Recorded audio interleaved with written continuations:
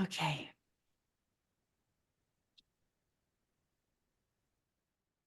So, wherever you are,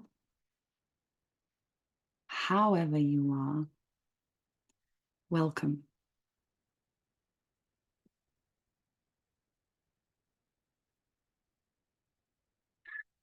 Especially welcome to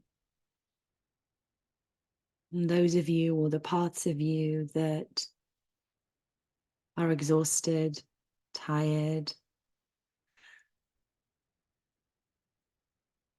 just want a break. Really extending the welcome mat to those parts. And see if you can, in your mind's eye, imagine unrolling the welcome mat, however that might look. So this could be a yoga mat in your mind's eye. You might even roll out a yoga mat in as you are, in the space that you are, and maybe do some stretches, some poses as you listen, or as you don't listen to the sound of this voice. Where you can imagine making more space for your parts, opening up a field, a meadow.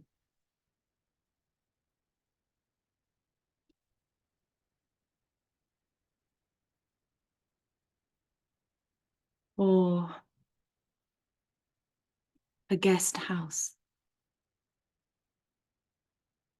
And imagining these weary, tired parts rolling in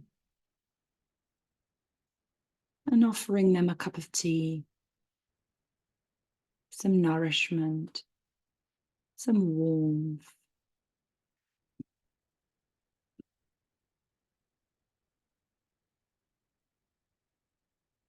These travelers have been on the journey with you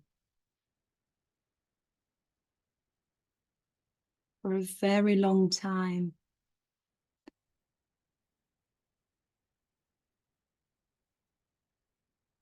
Yeah, a very long time. And some of these travelers, they don't sleep. They are awake even at nighttime, trying to keep you safe.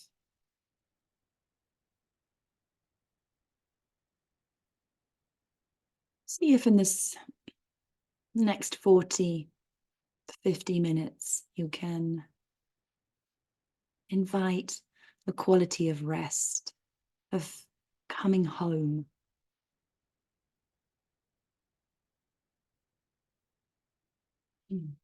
Plenty of breath here too.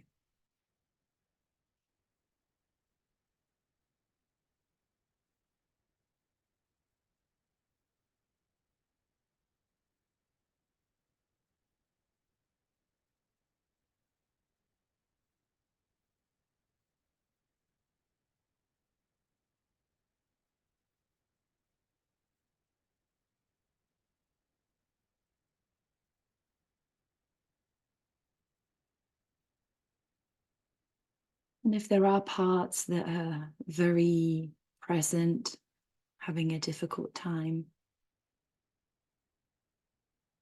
see if you can let them know this. Let them know that so long as you're breathing, there's more right with you than wrong with you.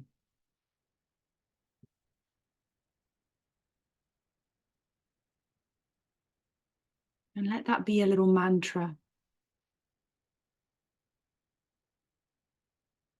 So long as I am breathing, there is more right with me than wrong with me.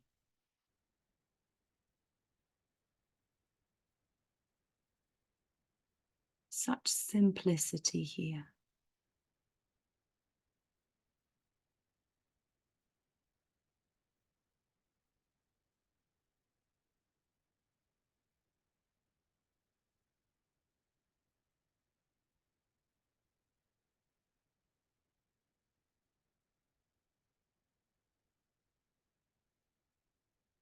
So long as I'm breathing, there's more right with me than wrong with me.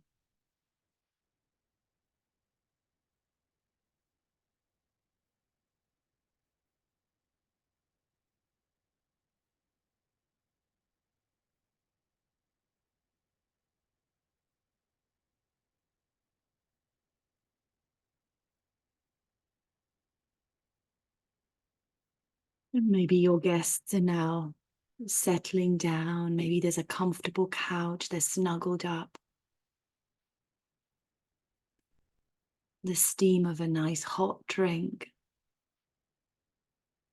Maybe there's some comfort, coziness. And with that, take care that your body is comfortable.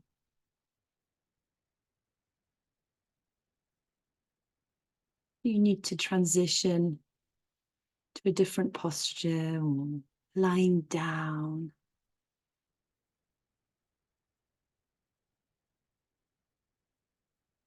In times of stress,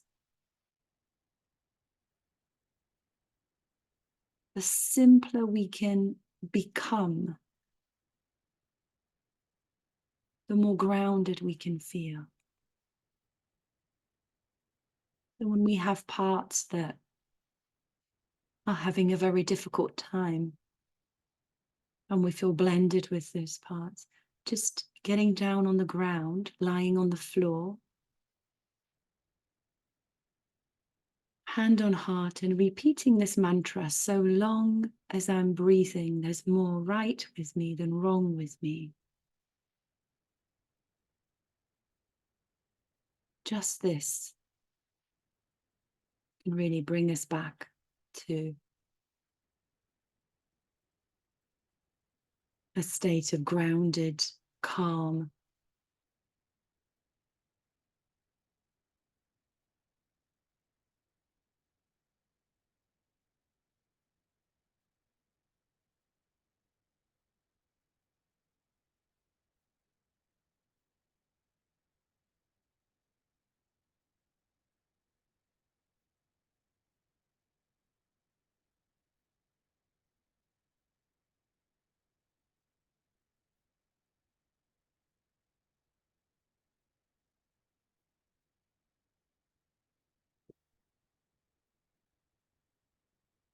And that really allows us to gain a wider perspective.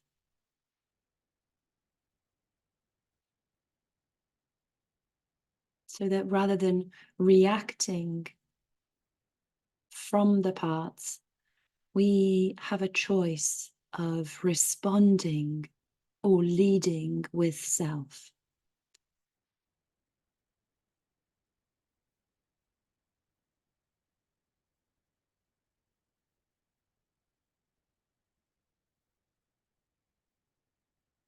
Because beneath the clamor of the parts, beneath the sense of urgency in our minds, in the thoughts,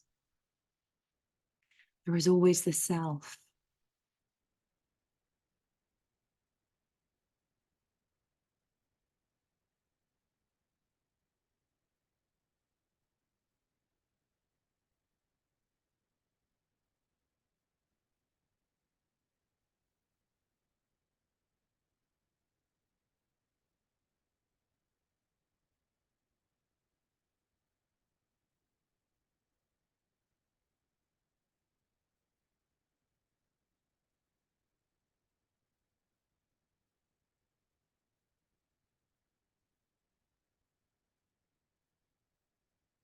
And self's calm is no further away from us than the next breath. In fact, it's closer than the breath. It's closer than close. This is how intimate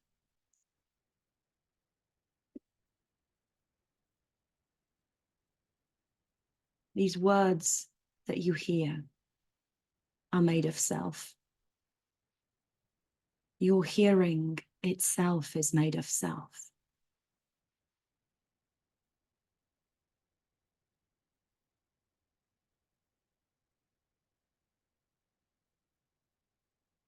There is a continual selfing unfolding. And so in that way, self is not so much a noun, but more of a verb.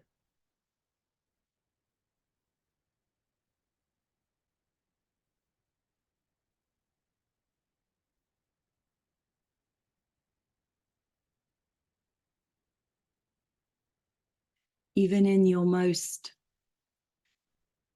for lack of a better word, dysregulated moments, those moments occur within the space of self. This is how intimate parts are with self.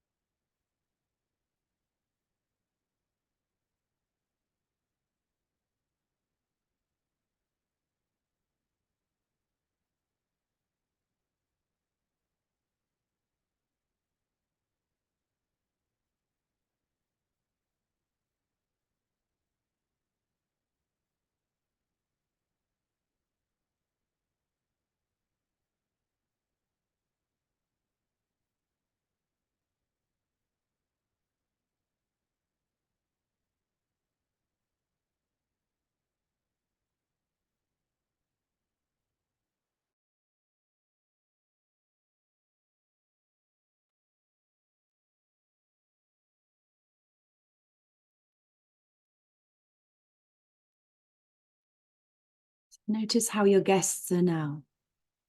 Notice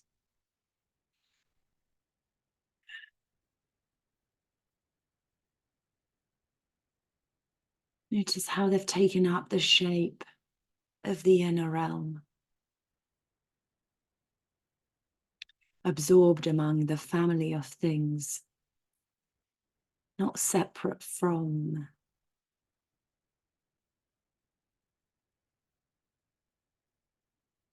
The spaciousness that births desires, needs, wants. All of that unfolds within consciousness.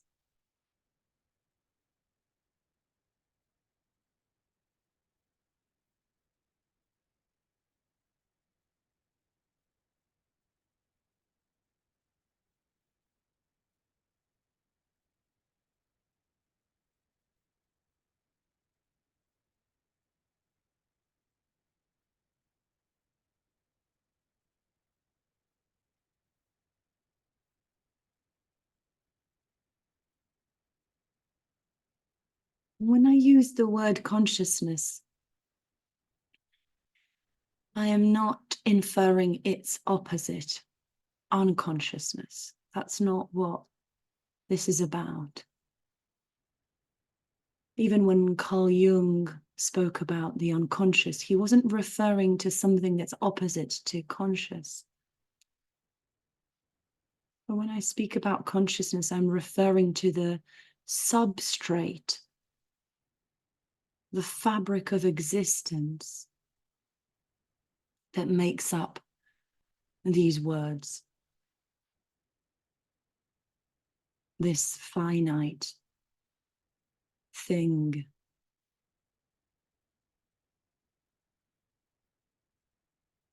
Within which a multiplicity appears to unfold. That's what I mean about consciousness. Consciousness does not have an opposite.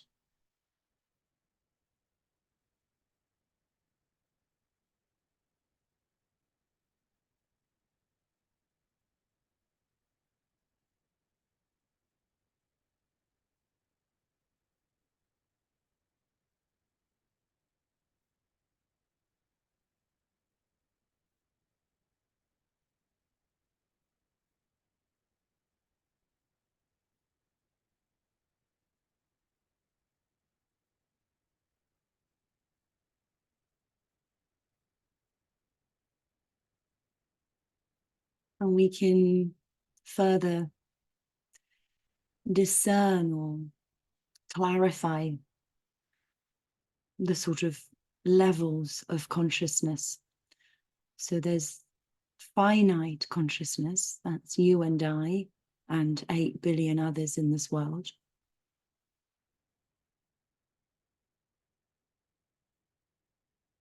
And this finite consciousness is the activity of infinite consciousness, or the absolute.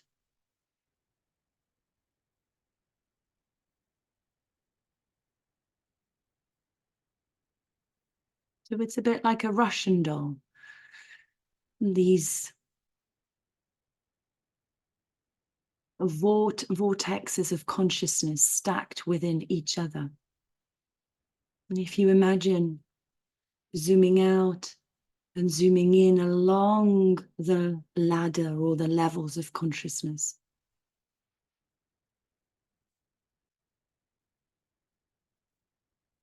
there's a sort of a copying or a mimicking of consciousness, and along each of the levels, down to the minutest subatomic particles.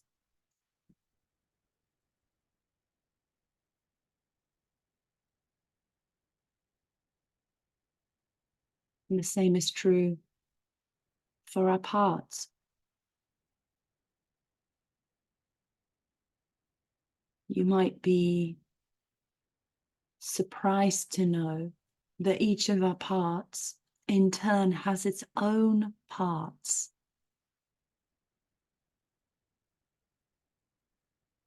Where does it end? Where does your consciousness end and another person's consciousness begin? Is there such a place? Is there such a meeting point? Or does it all unfold within the vaster, infinite consciousness?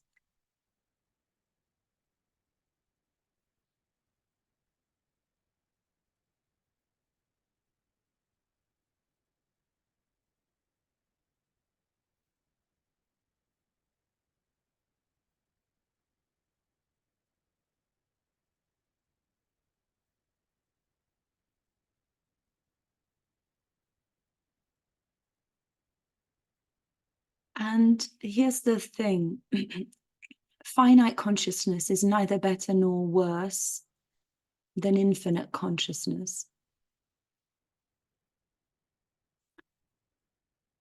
Parts are neither better nor worse than self. Everything is shared. Everything is made of this substrate, this fabric. So it turns out that the human mind really enjoys labeling and dissecting things, and in turn complicating things.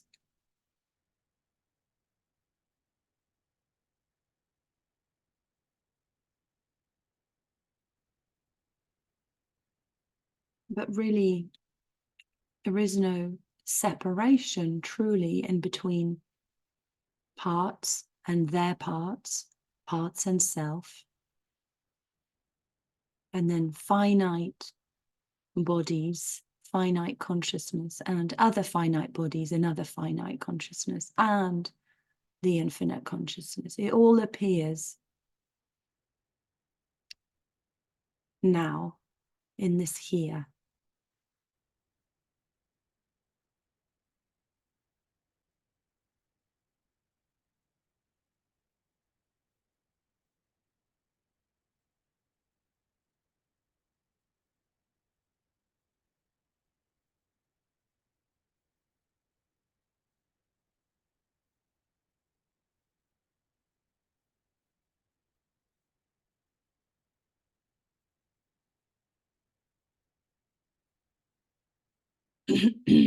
So in space-time, you might think you're very far away from the moon or planets or stars. But in consciousness,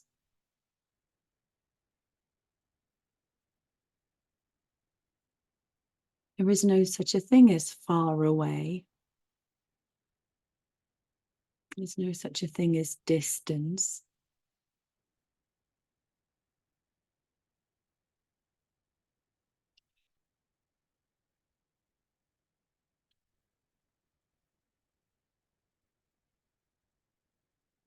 When you fall asleep at nighttime and you have a dream,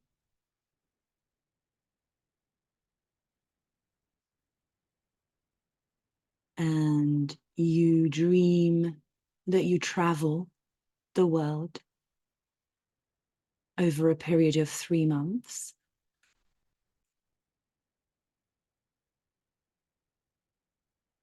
and you hike up great mountains, up and down, and you travel great distances within this dream.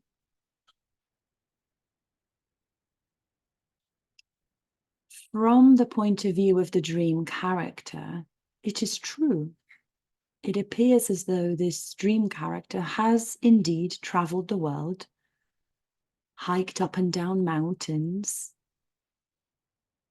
and got up to all sorts of things. What a fabulous dream. And then upon waking, when you wake up, you go, oh, fantastic dream.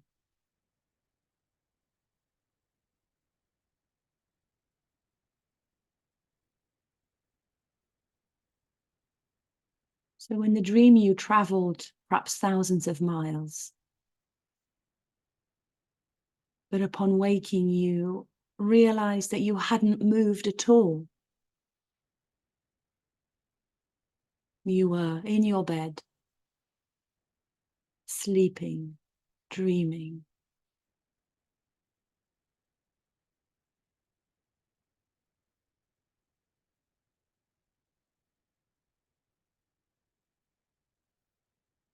So who traveled? No one. There was some activity in your consciousness.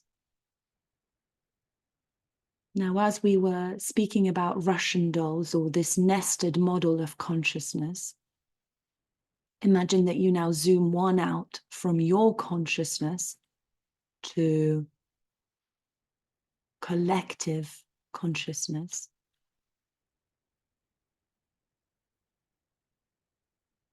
Who is dreaming? Or what is dreaming? You, us, the 8 billion of us.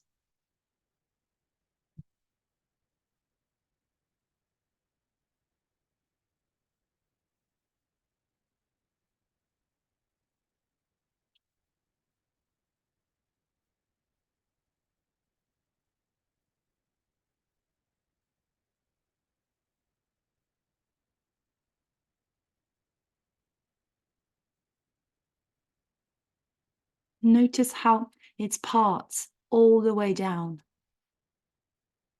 sort of a repeating fractal pattern of consciousness all the way down, from the infinite to the finite to the absolutely minutest. And yet it's all one. This is the paradox.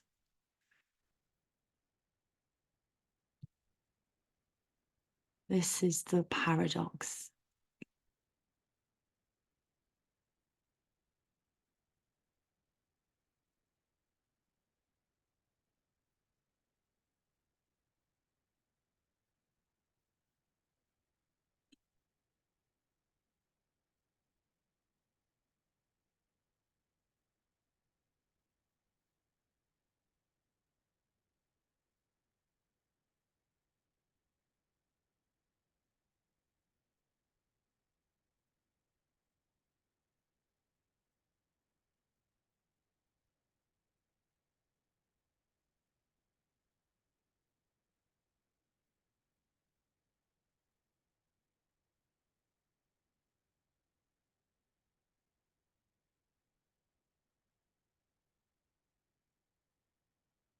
Your consciousness has no opposite, and yet what it births, the activity of consciousness, appears to be absolutely marred with opposites: day, night, up, down, good, bad.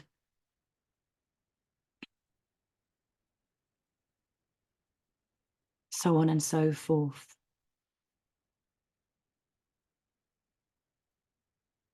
And yet it's all just one.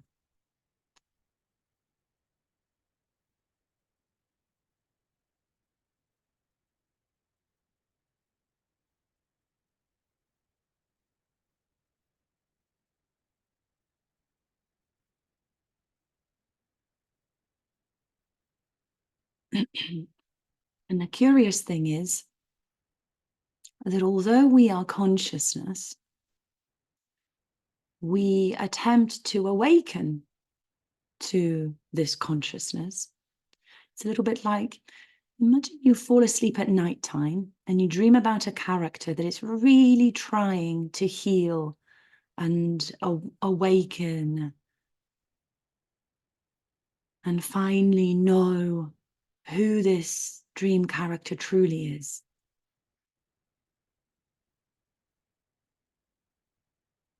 And then you wake up and you go, oh, what a curious dream. I was dreaming that I was trying to wake up to myself. And yet here I am, all along, fully awake, not separate from the dream character that wanted so desperately to wake up.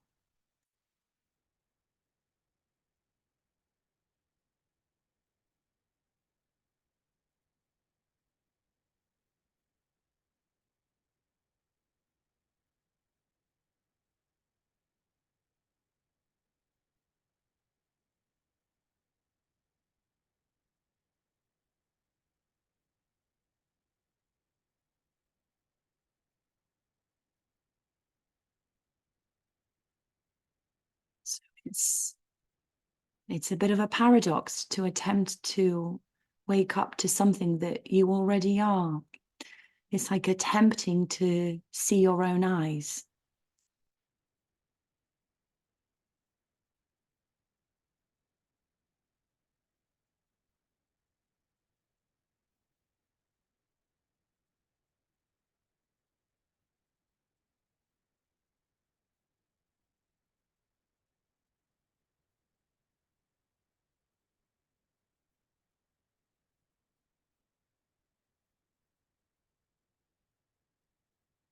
Because the one that you're looking for is the one that's looking.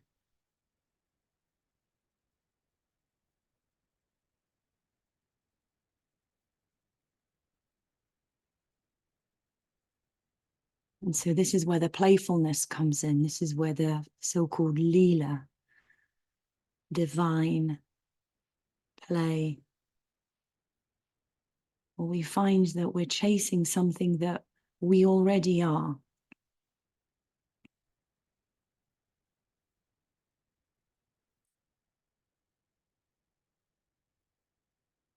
So you might say consciousness is playing hide and seek with itself. Now I'm here, now I'm gone.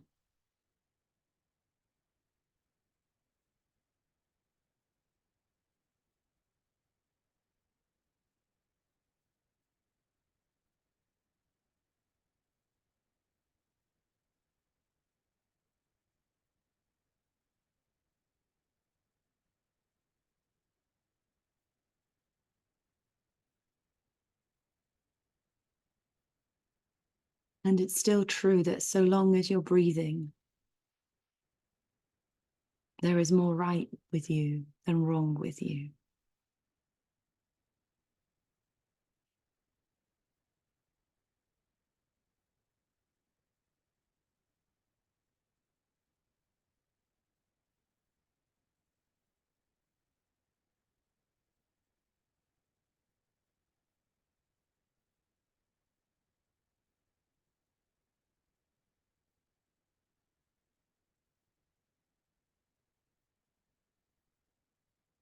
This is the sort of non-negotiable baseline of being a human.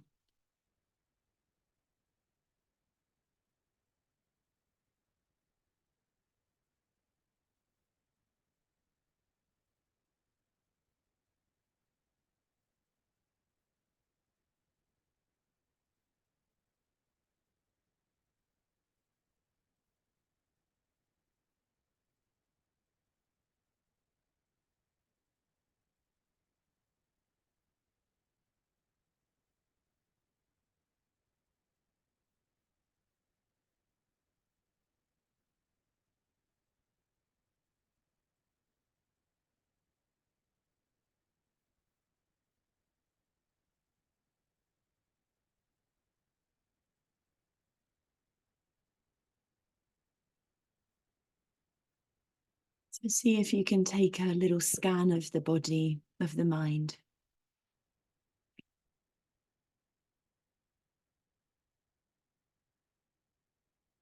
And allow the body mind to have what it needs. Maybe a glass of water, a warm cup of tea, a self-hug, a little stretch, yawn, sigh. Roll the head, the shoulders.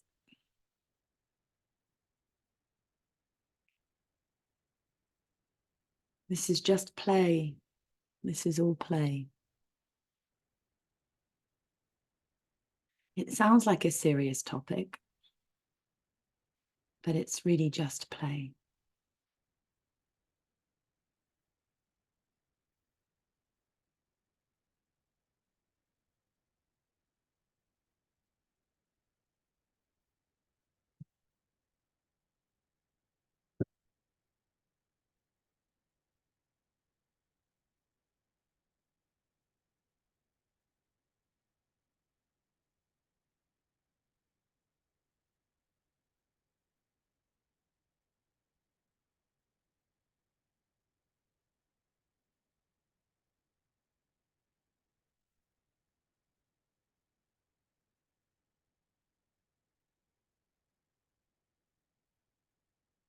And hopefully it's clear that when I speak about parts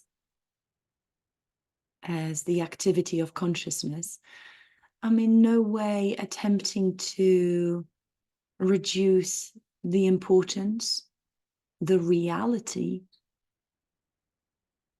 of parts. It's simply to soften the edges and to allow the possibility of suspending this whole entire thing within consciousness. So if it's a useful tool with which to welcome parts of ourselves and soften, then that's perfect. If in any way it feels that it goes against the flow of what's helpful for you, then let it go.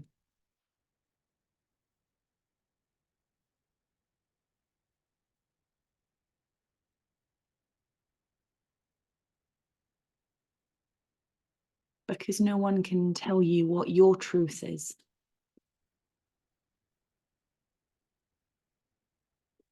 What's true for you is what works, what brings relief, what brings healing, what sustains you, what brings joy to your heartbeat. So with the non-dual teachings,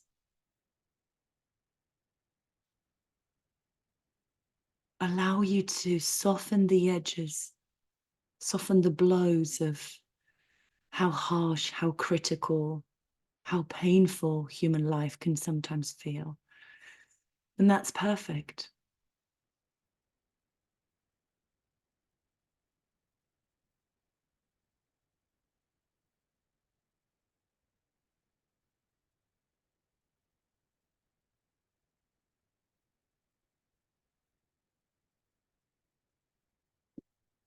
And another point to mention in the same vein is that, speaking of parts, finite minds, as conscious as the activity of consciousness, isn't really meant to be any bypass of the parts. Again, it's quite the opposite. It's to allow ourselves to fully, without fear, delve into these parts. That's what it's for.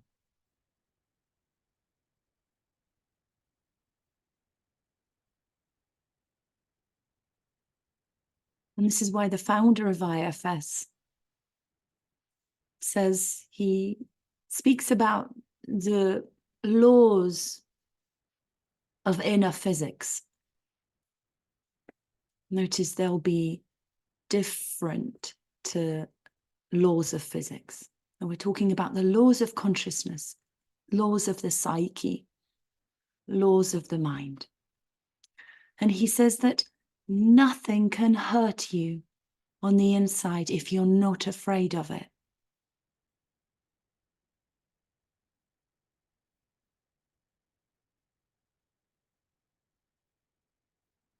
Nothing can hurt you on the inside if you're not afraid of it. So no anxiety, no depression, no worry can hurt you if you're not afraid of it.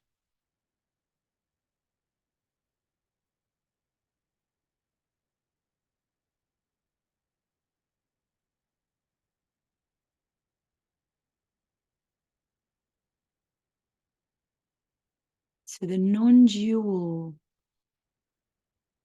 teachings, the understanding that ultimately we're one consciousness, one unfolding in the here and now. Hopefully this helps to allow us to not fear our own consciousness, our own psyche so much, not take it so seriously, not take it so personally.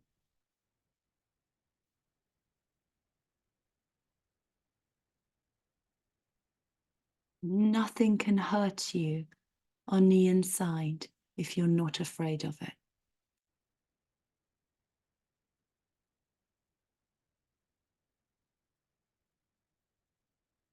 And the reason why we, or parts, acquire fear is because of learning. We learn fear.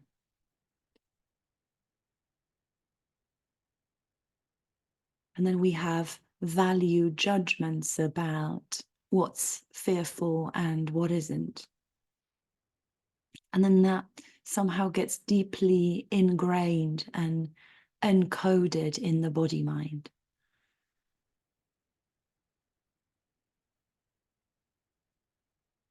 And so this is what we soften. We soften the attachments, the adhesions, the bonds in between what we have learned is fearful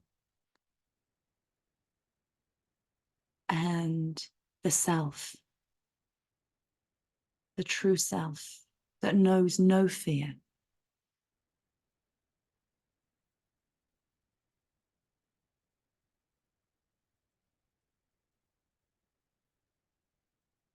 And the IFS self is a bridge to infinite consciousness.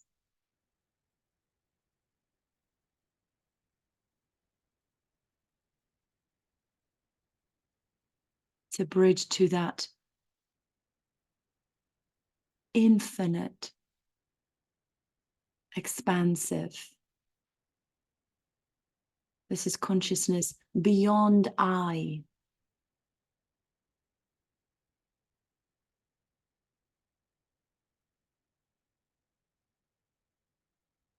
So self has no fear.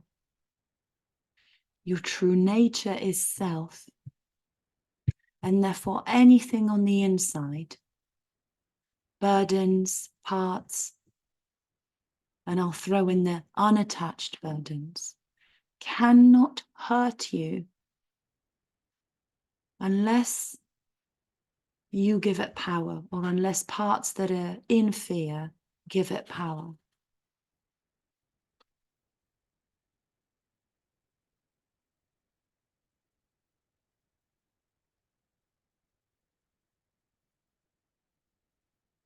But the attachments are powerful. The attachments to fear in the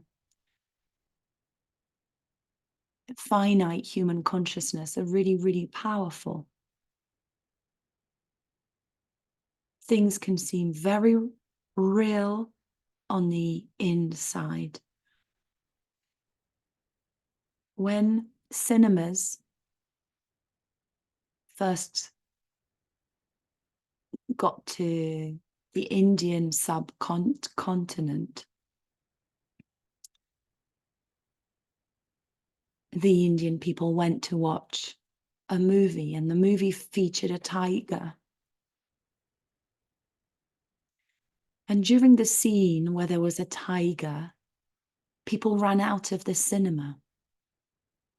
They forgot they were watching a film. They forgot that it wasn't real, so they ran out.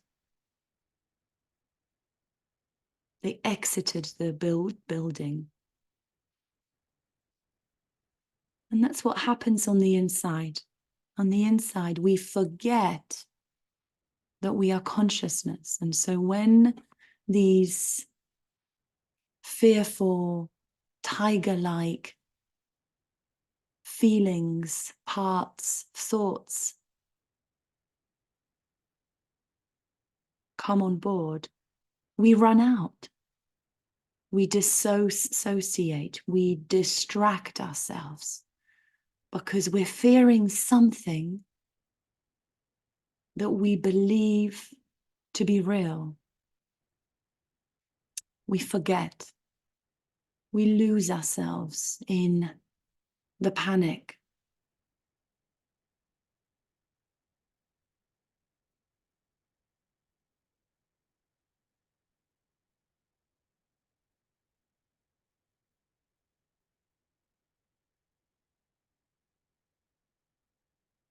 We exit ourselves. We abandon ourselves.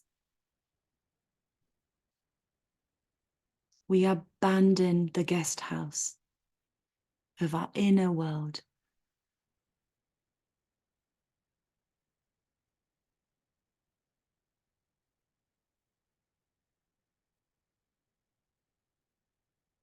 The inner laws of physics are such that nothing can harm you on the inside if you're not afraid of it.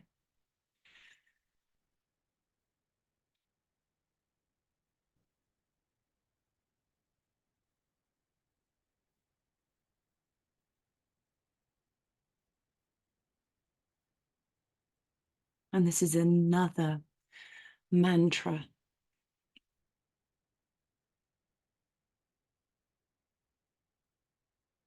And the more we practice, the more we practice, the more we immerse ourselves in non-dual teachings, the more this becomes second nature. When we first are exposed to the tiger, we run out, we leave. We think the tiger's real. But with more teachings, with more practice, we find that we can remain in the seat of consciousness of our movie, our inner story, and we don't run out. We remain present, conscious, and self-led, no matter what tiger comes on the surface of the awareness of our inner world.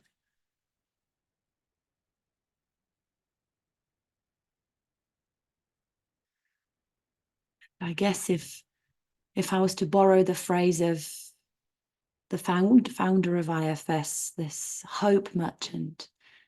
I guess my part here of being a hope merchant is to say to you that it's completely possible to sit in the seat of your own consciousness, relaxed, present, calm, and witness the tigers flashing past.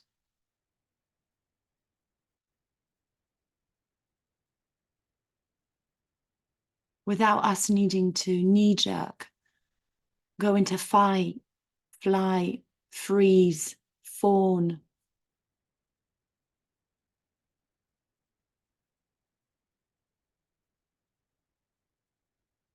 We simply remain present. We do not exit the cinema.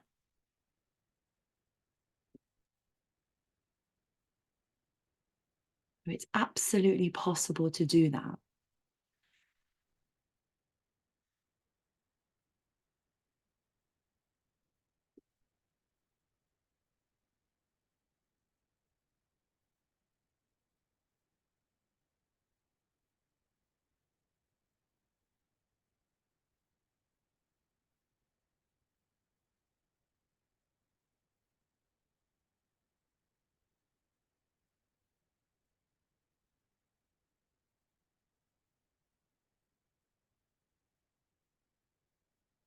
And that knowing, that sense of grounded, unshakable,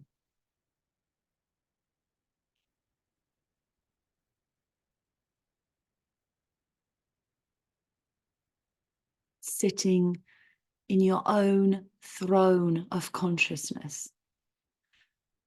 That knowing is available to us all the time.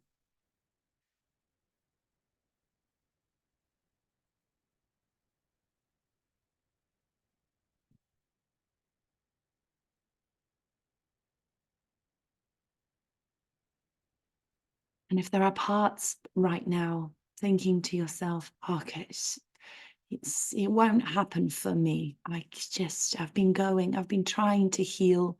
I've been trying to find self. I've been trying to be self-led for so long now. I just know it won't happen for me. It's a little bit like you dreaming at nighttime of a character that's wandering around looking for this awareness, this aware presence, this consciousness.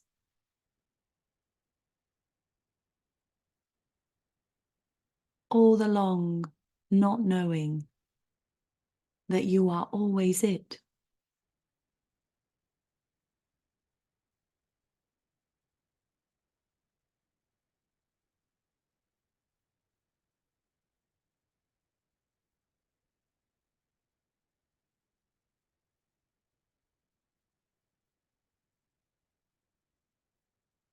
As we come to the end of this meditation, there's really two simple mantras that might be worth coming back to if it serves your inner world. If it doesn't, absolutely no worries.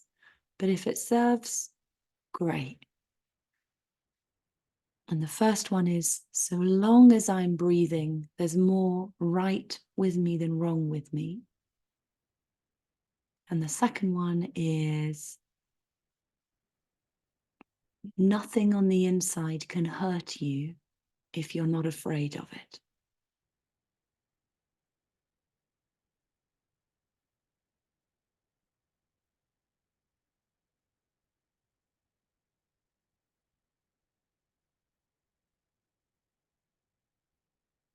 So as we come to the end of this meditation, whatever welcome mat, whatever field,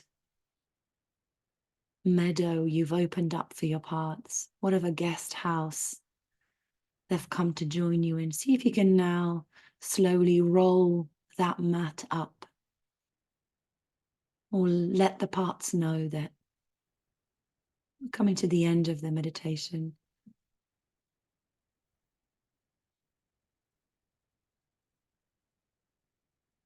Let them know that there's a transition now into a sharing circle.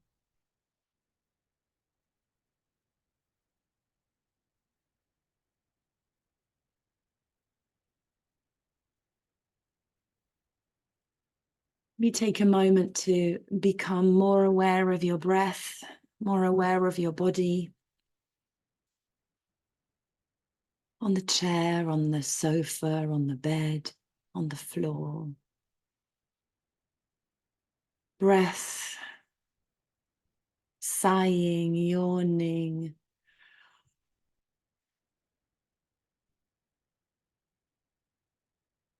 Beautiful.